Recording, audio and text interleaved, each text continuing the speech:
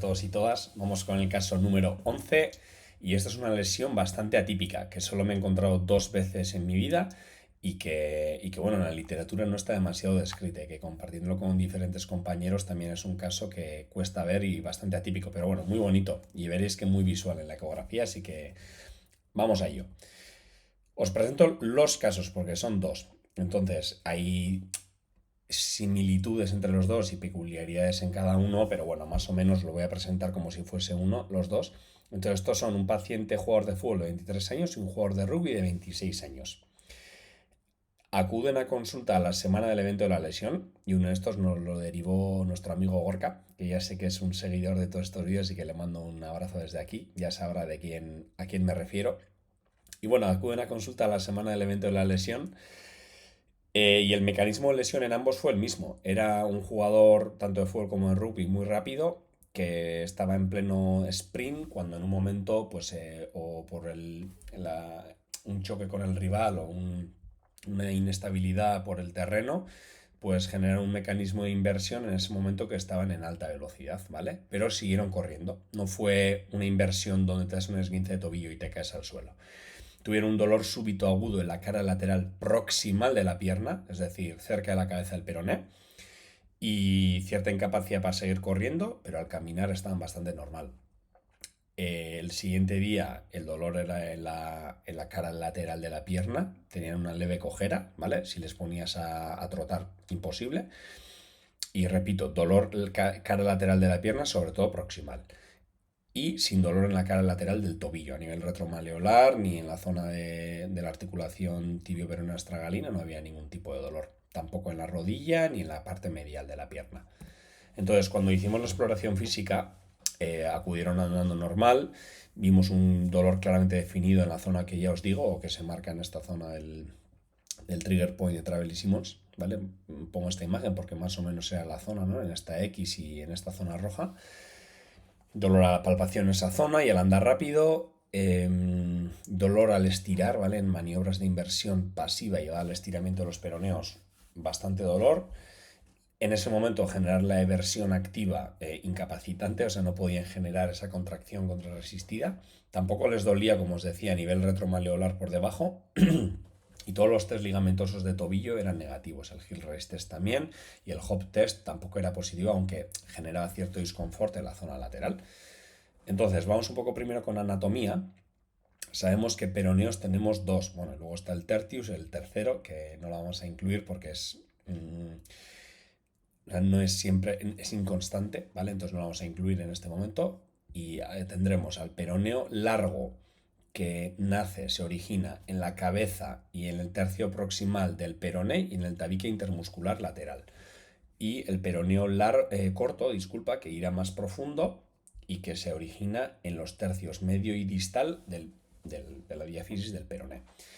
A nivel de inserción, el peroneo largo se insertará dando yendo por retromaleolar. Aquí se decusa hacia plantar en el surco del cuboides y se inserta en la base del primer meta, pudiendo dar una expansión también a la primera cuña, ¿vale? Desde plantar. Entonces su función en cadena cinética abierta será una eversión de tobillo, ¿vale?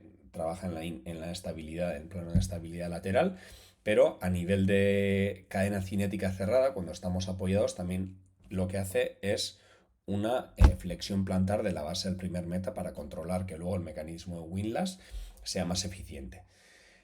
Y en el caso del peroneo corto, pues ya vemos que su inserción es en la base del quinto metatarsiano. ¿De acuerdo?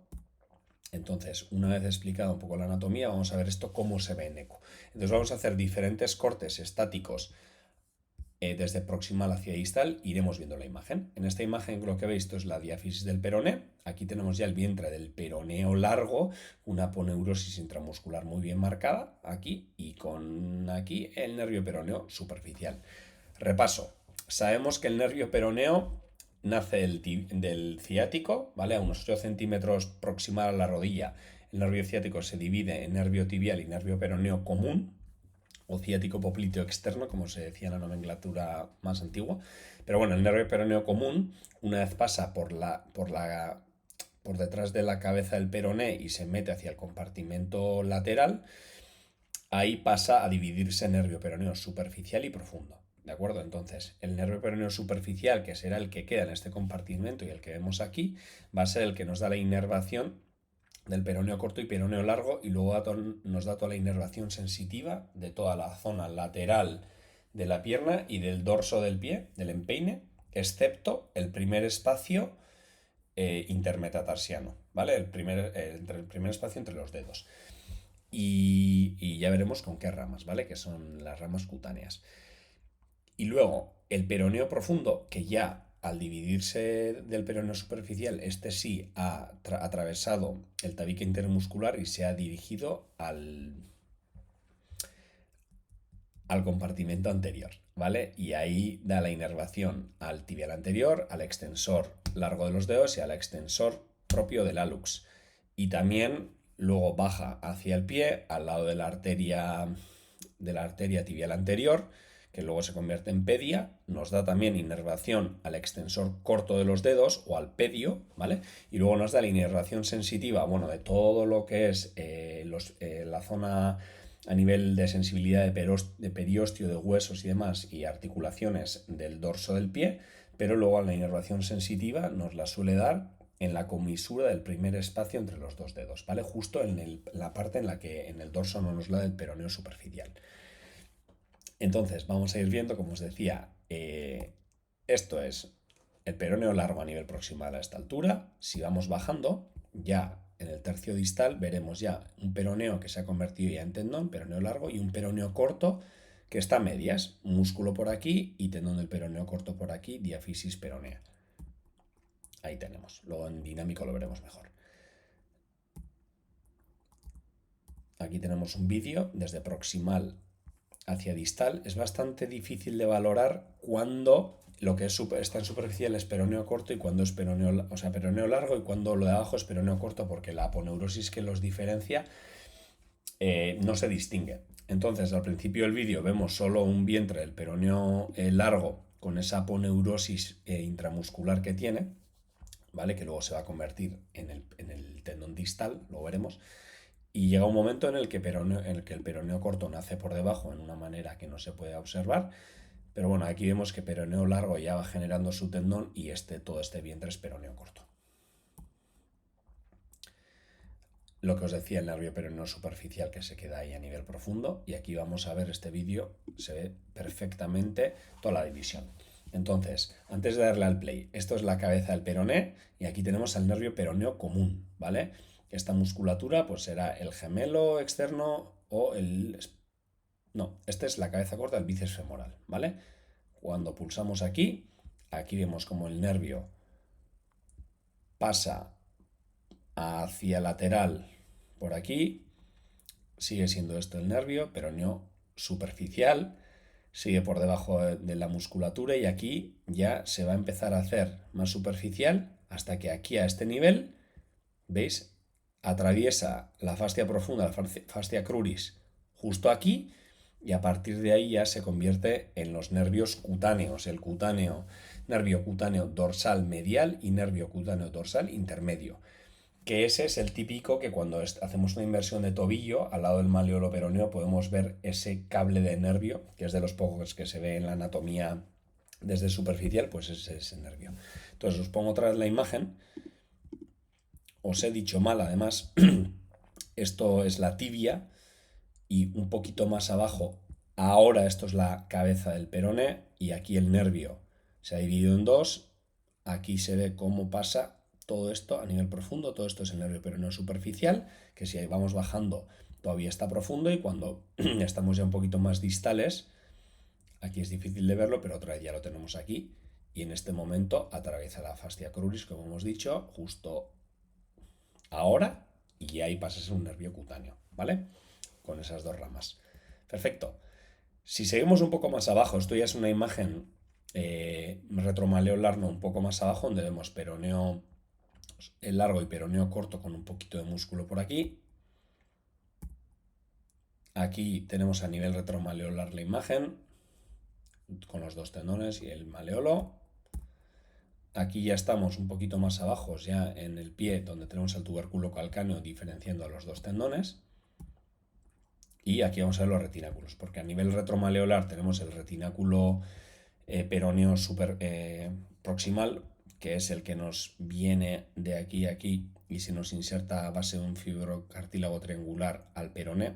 Y las luxaciones, y aquí la clasificación de Oden es la que nos dice cuando se lesiona este retináculo o este fibrocartílago, pues este es el caso donde suele haber subluxaciones, que en otro vídeo ya hablaremos de cuáles son los tipos.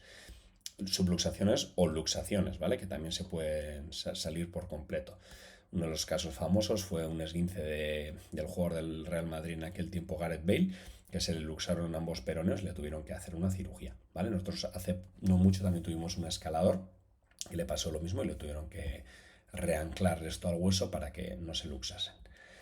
Luego tenemos el retináculo peroneo distal, que a nivel del tubérculo peroneo también nos mantiene aquí la integridad de los peroneos. Bueno, después de haber visto, aquí están los dos, superficial, a este nivel superficial el proximal y aquí el retináculo que está más distal en el tubérculo peroneo. Una vez visto un poco cómo se ve en la eco, vamos a ver la histoarquitectura del músculo, como os decía. Esto es nivel proximal, esto es nivel distal. Esto sería el peroneo largo ya haciendo la curva a nivel retromaleolar para irse a insertar hacia el pie. Pero lo que me interesa que veáis es cómo a nivel distal el tendón tan potente que se genera de algún lado tiene que venir. Y en este caso procede la aponeurosis central, aquí. Aquí la inserción proximal no es a base de un tendón, sino que el propio músculo se va pegando a la diáfisis y la cabeza del peroné. Entonces, si entendemos esta anatomía, podremos entender mejor qué es lo que está pasando aquí, ¿vale? Que esta es la primera lesión muscular del peroneo largo, una de las dos. Estos son cortes transversales y así como antes veíamos esta aponeurosis intramuscular en mitad del peroneo, aquí vemos que algo ha pasado, ¿vale? Esto es una lesión que recuerda muchísimo a la del tipo de globin que tiene el recto, ¿vale? Porque su aponeurosis central, cuando se retrae respecto a las fibras superficiales, se desancla y deja como un agujero dentro del músculo, haciendo parecer esta imagen de un músculo dentro de un músculo que describían Valius y compañeros, ¿no? Entonces ya veis qué curioso, todo esto es el peroneo largo y aquí en la mitad parece que hay algo que se ha desgranado de esa zona y que nos hace como un agujero y que hay un churro muscular por ahí, aquí las dos imágenes. Si lo vemos en eje largo, esta es la imagen bonita. Todo esto es el peroneo largo de aquí a aquí, aquí empezamos a tener fibra del peroneo corto y toda esta punta debería estar anclada aquí y aquí vemos como la aponeurosis, ¿vale? La aponeurosis que luego se convertirá en el tendón ha hecho un arrancamiento de esta punta y se ha retraído hacia distal, ¿vale? Y nos deja aquí todo un espacio de hematoma. Ya veis que aquí se ve que la anatomía es clara, o sea, se divide claramente estas fibras superficiales, estas fibras profundas de todo este paquete alrededor de la aponeurosis. Entonces, igual que pasa en el recto, esto nos confirma que esta musculatura, pues bueno, los anclajes que tiene a nivel aponeuróticos van desligados a sus fibras más superficiales y profundas, que se ve aquí clarísimo. Aquí vemos el vídeo en eje corto, que ahí parece que no pasa nada, y aquí empezamos a tener la lesión. La aponeurosis aquí claramente retraída, haciendo esa imagen de muelle, y una imagen preciosa. Y tenemos aquí más de lo mismo, muy parecido, en la lesión 2, es decir, el segundo caso, donde vemos un poco parecido, que aquí hay un arrancamiento a este nivel, hematoma, la aponeurosis que está retraída y un trozo de músculo también. Y las fibras profundas y superficiales como si la cosa no fuese con ellas. Ya veis, es una imagen muy curiosa.